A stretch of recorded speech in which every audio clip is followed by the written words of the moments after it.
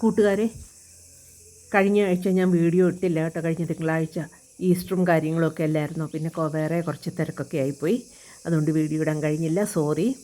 ഈ പ്രാവശ്യം തട്ടേക്കാട് കണ്ട കുറച്ച് ചെടികളും പൂക്കളും മരങ്ങളും ഒക്കെയാണ് ഞാൻ ഇതിൻ്റെ അകത്ത് ഇടുന്നത്.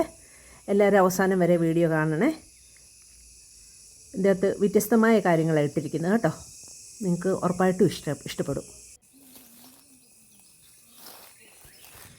ഇത് തട്ടേക്കാട് കണ്ട വേറൊരു പൂവിൻ്റെ പടമാണ് ഞാൻ ഇടുന്നത്. വയലറ്റും വെള്ളയും ആയിട്ടുള്ളൊരു പടമാണ്.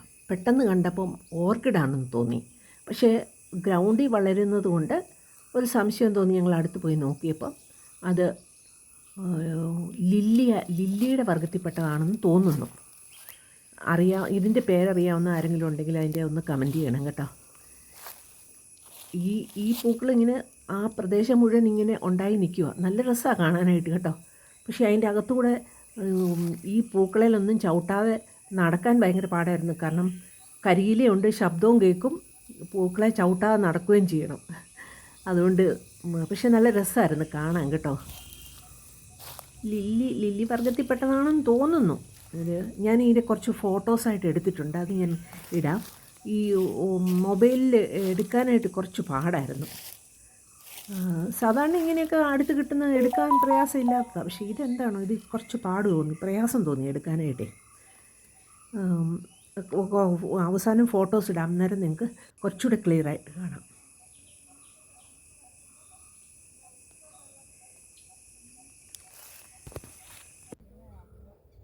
ഇത് തട്ടേക്കാട് കണ്ട ഒരു ചെടിയാണ്.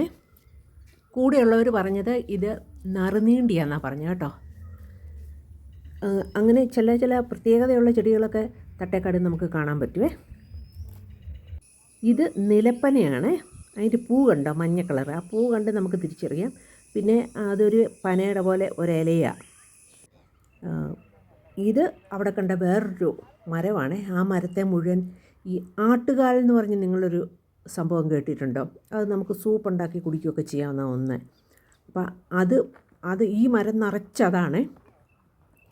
അത് താഴെ മുതൽ മേളി വരെയുണ്ട് അത്.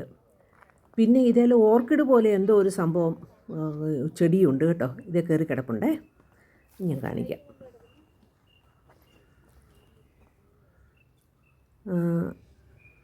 കണ്ടോ, ആ നിൽക്കുന്ന കണ്ടോ, അതിൻ്റെ മേളിൽ കണ്ടോ, ഓർക്കിഡ് പോലെയാണ് അത് കണ്ടാലിരിക്കുന്നത്. പൂവൊന്നുമില്ലായിരുന്നു കേട്ടോ. ഓർക്കിഡ് എന്തോ ഒരു ഓർക്കിഡാണെന്ന് തോന്നുന്നു.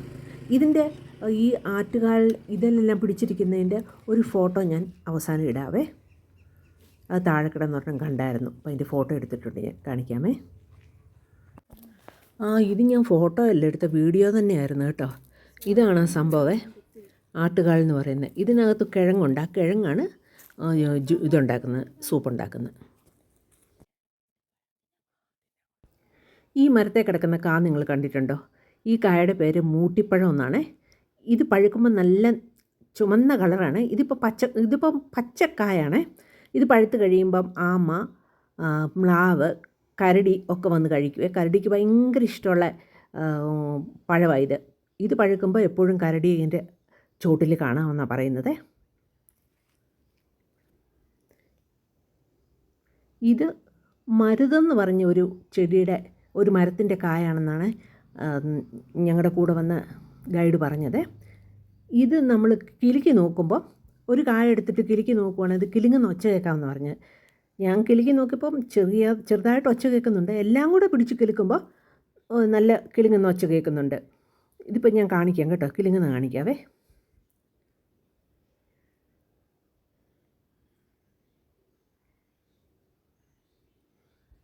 ഇതാ സ്ഥലം, ആ പ്രദേശം നിറച്ചും ഇങ്ങനെ കിടക്കുക. ഒത്തിരി മരങ്ങളുണ്ടെന്ന് തോന്നുന്നു അതിൻ്റെ. അത് കിലുക്കുന്ന ഇപ്പം ഞാൻ കാണിക്കാം.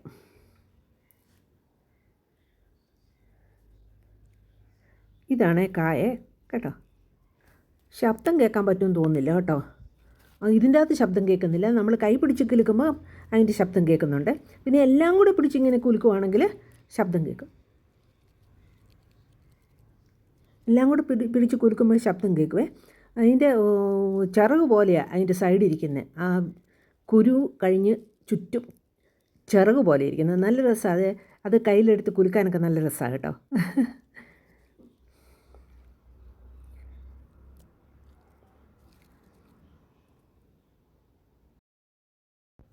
ഇത് ഈന്തെന്ന് പറഞ്ഞൊരു മരമാണ്. ഇത് പക്ഷേ ചെറിയ മരം, വലുതായി കഴിയുമ്പോഴാണ് ഇതിൽ കായൊക്കെ ഉണ്ടാകുന്നത് കേട്ടോ.